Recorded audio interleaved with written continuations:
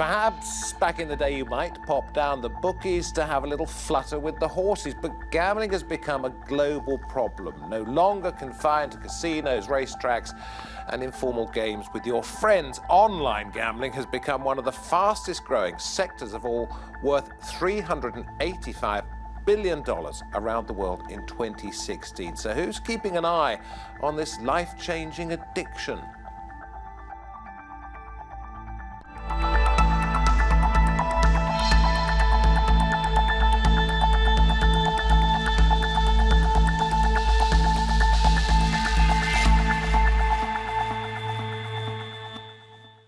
Good to have you along. I'm David Foster. You're watching Roundtable. Apparently, the world's biggest gamblers are Australians, Singaporeans, and the Irish. Well, now it is accessible to everyone, everywhere, from your phone to the high street. Easy access for children who have problems with gambling have risen over the year, with kids as young as 11 addicted. With gambling all around us, is it possible to escape it at all?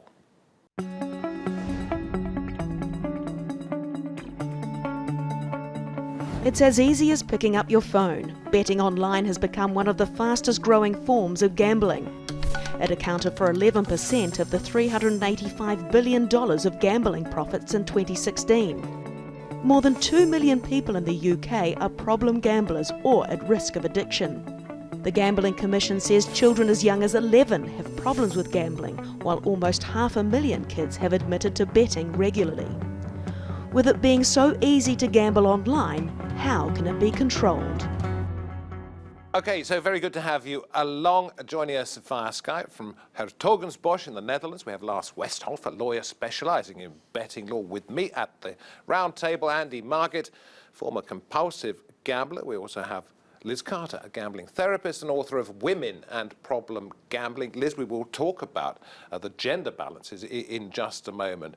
But Andy, first of all, you became a gambling addict, I think 11 or 12 years ago.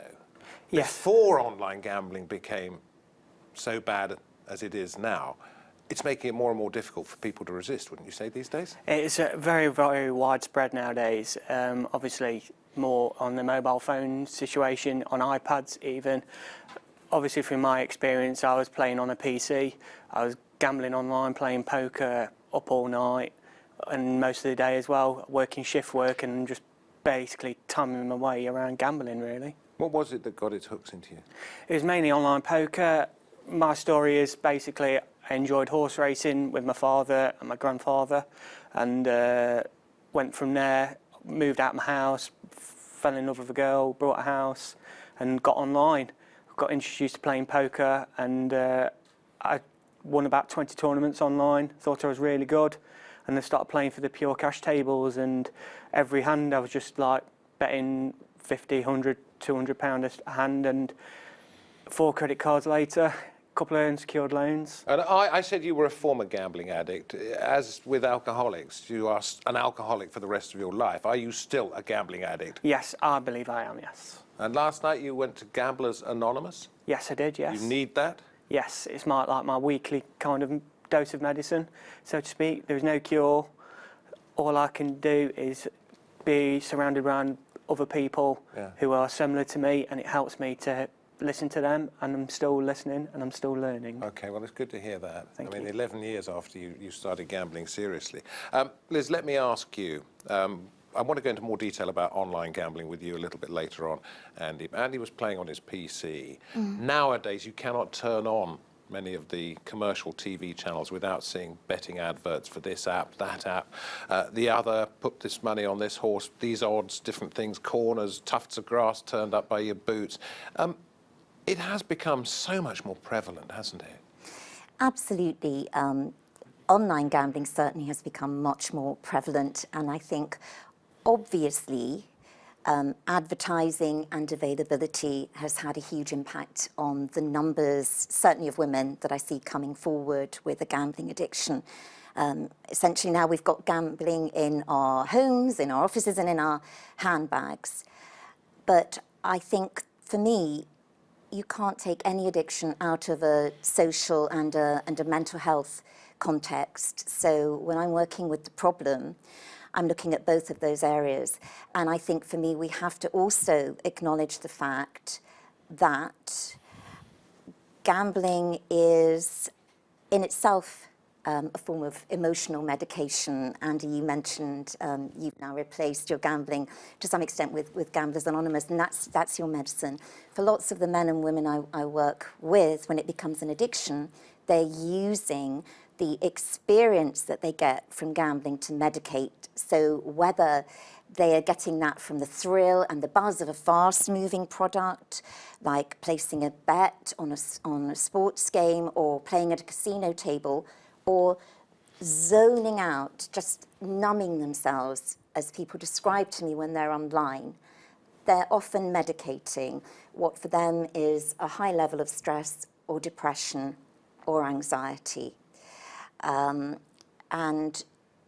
So for me, that's the cause of gambling lies in that area. But also, of course, it's an additional consequence that because it's gambling, people start to lose too much money, too much time, and then that adds to If money wasn't involved, it might not be so much of a problem, but of course, inevitably, it is going to be. Let me ask you about young people, very young people. You may tell me who the youngest person you've had to treat is, but are you seeing more and more young people? I'm seeing more and more young people, certainly. If you'd asked me that question 4 years ago, I would have said the average age of person who comes to see me would be, say, 38 to late 50s, maybe in some cases a little bit older. Now I'm seeing an increasing number of young women and young men who are coming to see me. The youngest person I've been approached with, was 9 years old. I didn't take them on because I don't specialise in working with children. But what did the authorities or the parents say to you about this 9-year-old? They were very concerned about the game that he was playing, which was Fortnite. And for me, that's another factor with young people. I think that if we look around, we're all, to some degree, very preoccupied. I won't use the word addicted, but we're very preoccupied with digital devices, particularly young people. So they are growing up where the familiar for them is the digital world. My concern is what I see with young people is that absolute focus and preoccupation with the digital blocks them from having experiences that they need when they're growing, of developing social skills, developing life skills. Now, if we can't Because it's not a virtual reality, is it? It's a virtual unreality. Absolutely. And you can distance yourself from the proper world. Lars, I will come to you in just a moment, because we're getting on to sort of, do we need to tighten up the laws? You can pretend that it doesn't really exist, can't you? Once it's in a machine, rather than going to the bookies with the smell of the old stale cigarettes, the sound of the TV on, etc. You can distance yourself from all of that. Yeah, you're living in a complete bubble. I was switched off from the world. I had my blinkers on, pardon the gambling terms again there, really. But I was just away from everything. You're away from doing your weekly shop, looking after your children. I had my 4-day-old son sitting on my lap when I was in the midst of my addiction. At like early hours in the morning, I'll get up and do the feed. I wanted to go down and gamble, really. I wasn't really interested. But did you feel you were not losing real money as well? Yeah, you just like, it's just away and away and away it goes, basically. And it's not physical hard cash, you just see numbers at the end of the day. And then you just hide away your bank statements and hide away all your accounts and stuff, and you're not interested. So let's go to Lars and try and see where authorities are coming to understand that this is a growing problem and what perhaps is being done about it. Do you want to take us through your country first, which is the Netherlands, Holland, and then look at Europe-wide momentum, if there is any? Yes, of course. First of all, it's very interesting to look at the Netherlands because we are a developed country, but at the same time we are doing for over a decade to get the online gaming bill through the Senate and the Parliament. So at this moment we do not have a law, and therefore online gambling is prohibited in the Netherlands. So that's quite an essential thing, because over the whole world, as mentioned on the table today, everybody is gambling at the moment, and in the Netherlands it's not allowed, but at the same time more than over 1 million consumers are already playing online and gambling online. Can you answer me this one, Lars? Okay, you say it's not really allowed in the Netherlands, but if you go online, you can find yourself gambling anywhere in the world. So what is so special about in the Netherlands? Are there means of blocking these sites? No, the Dutch Gambling Authority has some policy about the way they attack other companies. So other companies, the betting companies, are not allowed to focus on the Dutch market. So when you have .nl extension on your website, or you use payment methods that are very popular in the Netherlands, then they will say you are targeting Dutch consumers, and that's prohibited because when you would like to have to target Dutch consumers, you have to have a license of the Dutch Gambling Authority. Okay, so the companies cannot target the Dutch gamblers themselves, but the Dutch gamblers themselves presumably could go outside the Dutch market and find an online betting company, let's say, in the UK, correct? Yeah, and they are, with more than 1 million, they are already gambling in foreign companies. So it's already ongoing. Okay, I'll come back to you in just a moment. I want to bring up one particular case, and it is, I'm not going to shy away from naming it, it's a company called Bet365. And the reason why I'm mentioning it is because the person who founded the company paid herself not 365, but 265 million pounds last year. That isn't illegal, but should it be? Personal things? Okay, I'll ask you that one, Andy. It shouldn't be illegal. Obviously, there's a lot of moral stances there involved as well. I don't particularly follow who earns money in the gambling industry as such. I can understand why, but do they understand the problems that are out there? I do believe there has been a sea change in the last couple of years where I'd say they're in like two different areas. Ones where are really responsible and really getting there, and another area where they're like, yeah, we want to do something around about responsible gambling and helping people with addiction and things like that, and probably not quite there yet, and they want to like talk to more people like myself, like Liz. Because it's not their fault, is it, that you're a gambling addict? It's your fault. Yeah, I take full responsibility for my actions. We can put as many barriers in place, and there can be so much great education there and great help on awareness, and there is. It has to come down to the individual at the end of the day for me personally. That's my recovery, and that's why So my there last need to bet. be some obstacles, Yes. some barriers to prevent people indulging themselves, if you like, or being unable to not indulge in this. Are you getting a sense from the authorities, presumably you mostly talk to people in the UK, from the authorities, that they are taking this seriously, and if so, why? I believe that the authorities certainly are beginning to take it more seriously. I think that what we need is more education around the real reasons that people develop an addiction. Because I think when it comes to gambling, it's very easy to get focused on just the money. So because obviously gambling costs money, I think we can get fixated on, well, the gambling industry is greedy because they just want money, and the products that they're producing are aimed to get that. Of course, they're a business. So in part, they're wanting money. But the problem is not just around the product, and the problem for the person who develops the addiction is not just around greed for money. And I think what we need to do is create more awareness of what actually develops the problem, and not just get fixated on products and money, and to understand that it is about, just as you said, Andy, it's about a desire to create a protective bubble around one's self. When a gambling problem develops, it's essentially feeling that the world outside, for whatever reason, feels too harsh. For lots of the women that I work with, for example, they feel overwhelmed with jobs or families or having financial burdens.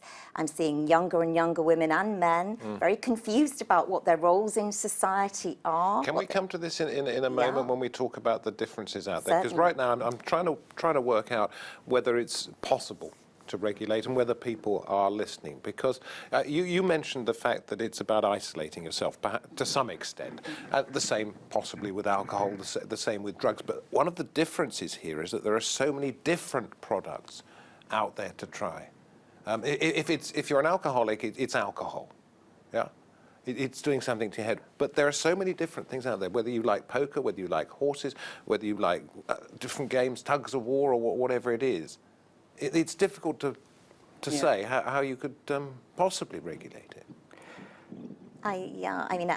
For me, we will never eradicate problem gambling, like we'll never eradicate totally alcoholism or people taking drugs unless we create some sort of utopian society where everybody feels great all the time. But I believe in regulation and education. And as Andy, I think, was saying earlier on, I do know that there are some gambling companies who are taking their responsibility seriously. There are wider companies and wider parts of society that are starting to explore what they can do to help. I think this morning on the news, Barclays was saying it's now created a way of people making sure that they don't spend on gambling, for example.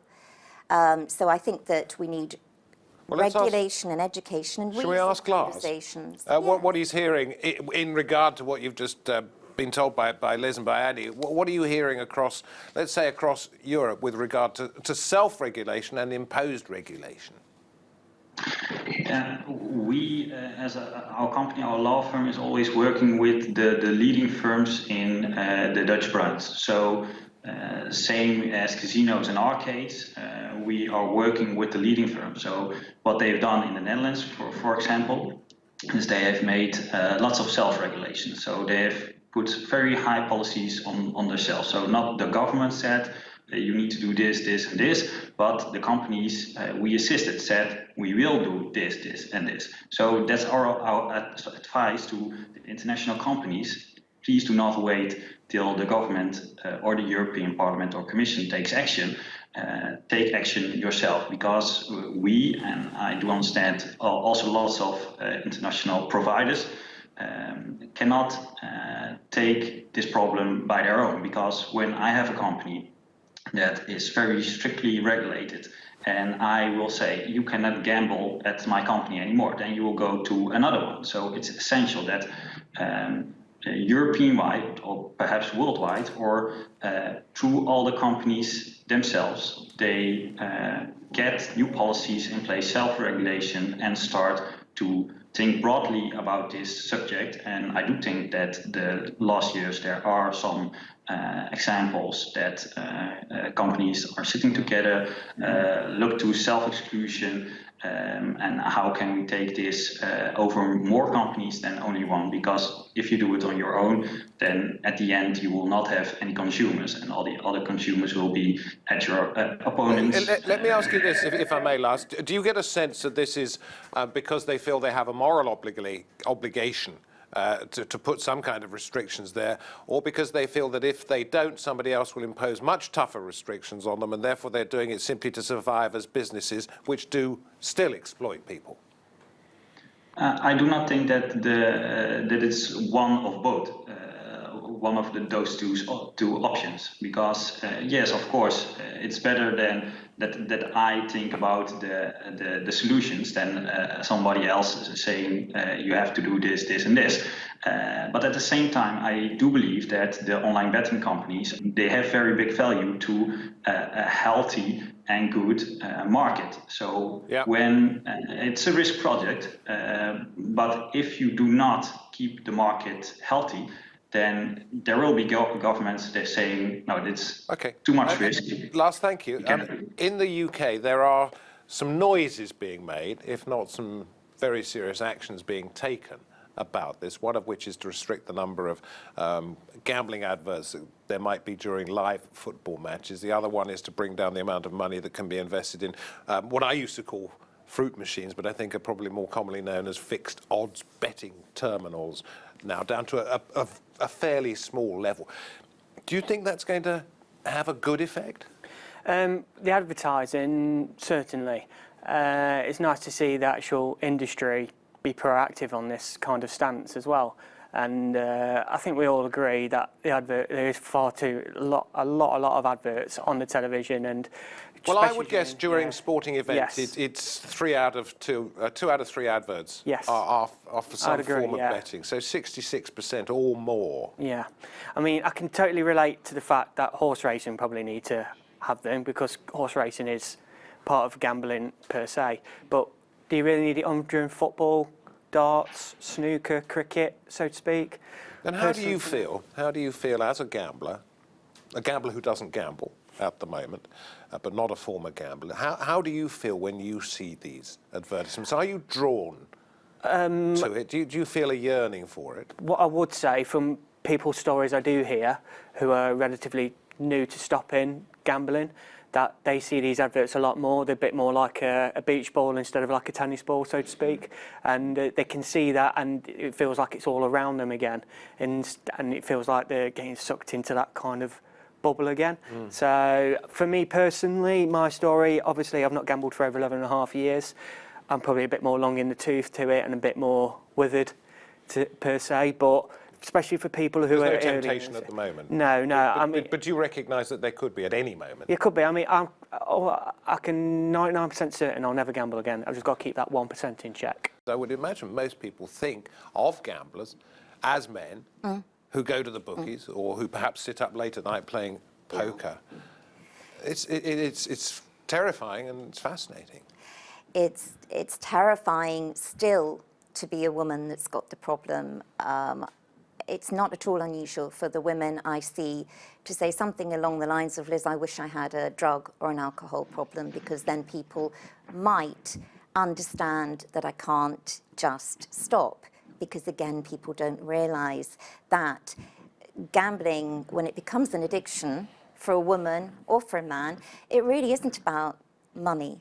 That the loss chasing that we see is the end consequence usually. You know, when there isn't any money, I'm sure, Andy, you recognise that yourself, when that desperation comes and you're desperately trying to win it back. Perhaps because people don't, they see the physical side of drug addiction, so you can see the physical side, the dependency, you know, the shakes and the need to have a drink when it comes to alcohol. But there is no obvious sign here, is there? There is no obvious sign.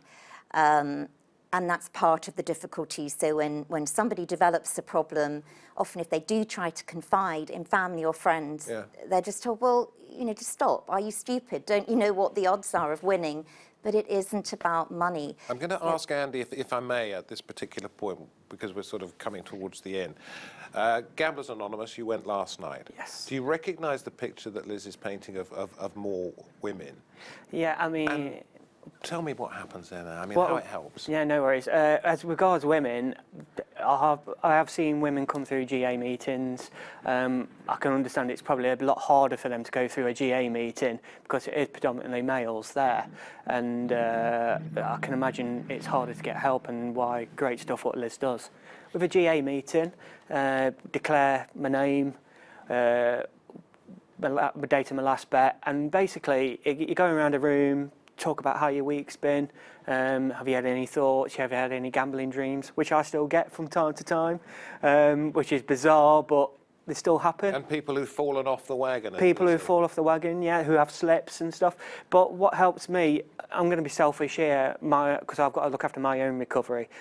Barring GA, barring what I do in my YouTube channel and things like that, I got to look after me first, and I get as much help off somebody who's been off 20 years as someone who's probably just had a slip as well, because I still need to learn about myself. I still need to take other people's recoveries, and as long as I'm surrounded by other people who know how I'm feeling and what I want to say and what I want to do, that's great for me. This is something you do for yourself with others, but is there something that the wider community, the authorities could do, should do, to stop this becoming a bigger problem?